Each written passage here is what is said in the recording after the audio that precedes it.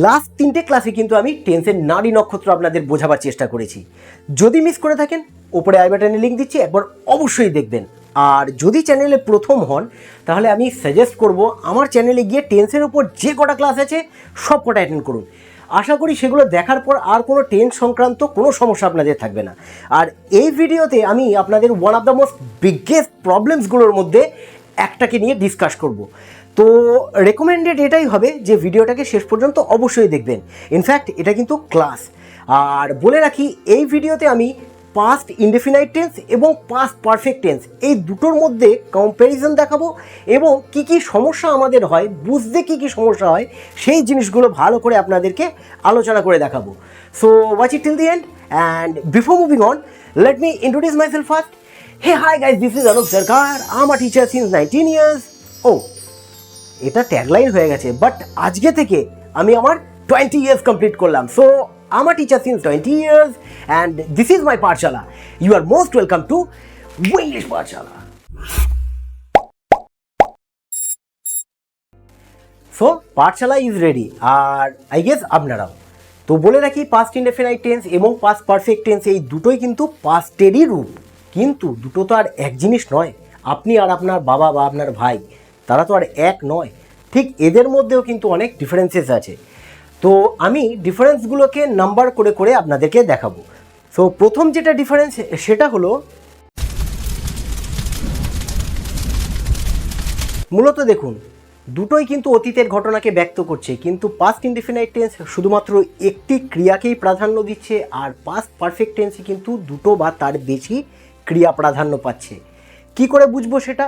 একটি এক্সাম্পল আমি দিয়ে দিয়েছি, হি ডিড ইট, সে এটা করেছিল। আর এখানে দেখুন হি হ্যাড ডান ইট, সেটা করেছিল বিফোর আই ওয়েন্ট, আমার ওখানে পৌঁছানোর আগে। তাহলে এখানে এই যে তার করাটা নিশ্চয়ই এটা আমার পৌঁছানোর আগে হয়ে গেছিলো, তার জন্য আমি এটা হ্যাড ডান হিসাবে করে দিয়েছি। তারপরে আমি পৌঁছেছিলাম আই ওয়েন্ট। আর যদি বুঝতে কনফিউশন হয় উপরে আই বাটনে লিঙ্ক দিচ্ছি, একবার গিয়ে পাস্ট পারফেক্ট টেন্স আমি যে ভিডিওতে দিয়েছি সেই ভিডিওটাকে দেখে পুরো ক্লিয়ার হয়ে যান। তারপরে এটা দেখুন, কম্প্যারিজন খুব ভালোভাবে বুঝতে পারবেন। আর মনে রাখবেন যে সমস্ত ছাত্রছাত্রীরা আপনারা মাধ্যমিক পরীক্ষা দেবেন সেই মাধ্যমিক পরীক্ষায় কিন্তু মানে প্রচুর পরিমাণে ভার্বের এই রূপগুলোকে প্রাধান্য দেওয়া হয়। আমি একটা এক্সাম্পল বলে দিচ্ছি। সাপোজ ধরুন by the time we dash at the restaurant comma they dash their meal. প্রথম যে শূন্যস্থানটা আই মিন ব্ল্যাঙ্কটা, তার মধ্যে অ্যারাইভ, ARRIVE, এই অ্যারাইভের একটা ফর্ম ইউজ করতে হবে এবং সেকেন্ড যে ড্যাশ বা শূন্যস্থান আছে তার জন্য অলরেডি ফিনিশ এইটার ফর্ম ইউজ করতে হবে। এইবার আপনারা কনফিউজড হয়ে যাবেন যে আগেরটাতে আমি পাস্ট ফর্ম ইউজ করব না পরেরটাতে, আগেরটা কি পাস্ট পারফেক্ট করব না পরেরটা। এই কনফিউশনগুলো কিন্তু আমার এই ক্লাসটা অ্যাটেন্ড করলে একদমই থাকবে না। দেখুন আমরা শিক্ষা নেব, কিন্তু এমন শিক্ষা নিতে হবে যেটা প্র্যাকটিক্যাল, আমাদের কাজে আসে। আর এই ধরনের ভিডিও কিন্তু আপনাদের ব্যাপক পরিমাণে কাজে আসবে। So very very important class হতে চলেছে, শেষ পর্যন্ত অবশ্যই দেখবেন, স্কিপ করবেন না।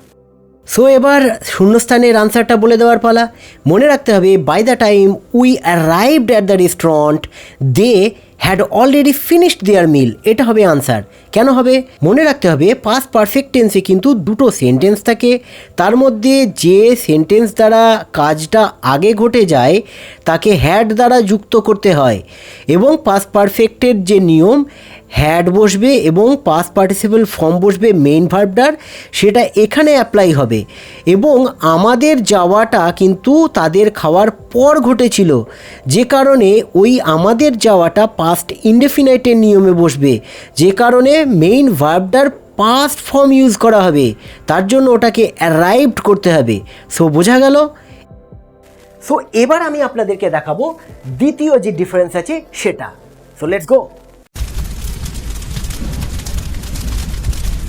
সো সেকেন্ড যে ডিফারেন্সটা আছে সেটা কি দিয়েছি, যে পাস্ট ইনডেফিনাইট টেন্সে ভার্বের পাস্ট ফর্ম ইউজ করা হয়। যেমন এখানে দেখুন I visited London last summer.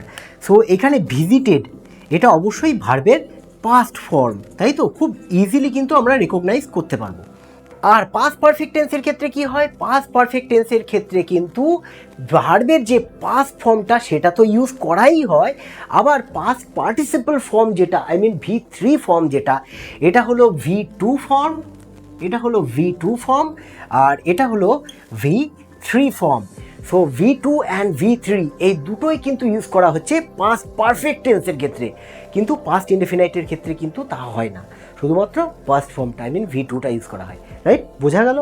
Example দেখুন, দে স্টাডিড ফ্রেঞ্চ ফর 5 ইয়ার্স, তারা 5 বছর ধরে 5 বছর ফ্রেঞ্চ শিখেছিল, ফ্রান্সের যে ভাষা।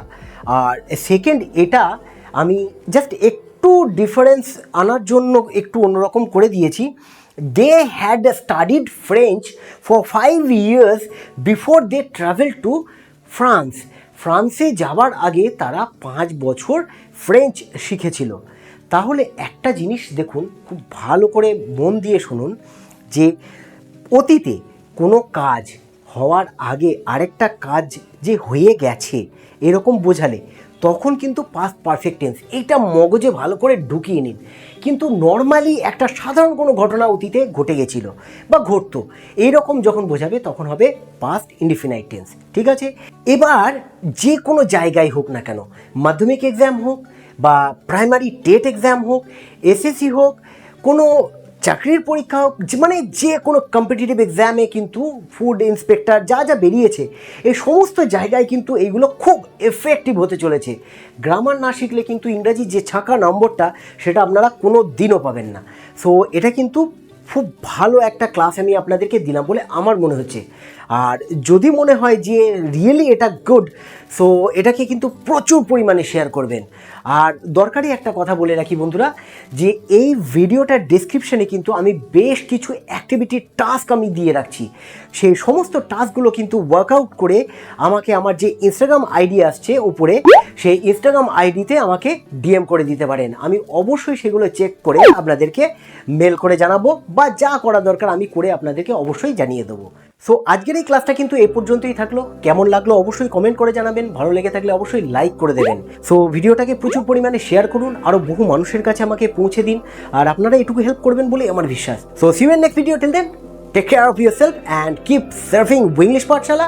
Let's spread the wings of knowledge with Winglish Pathshala. Keep practicing and keep learning.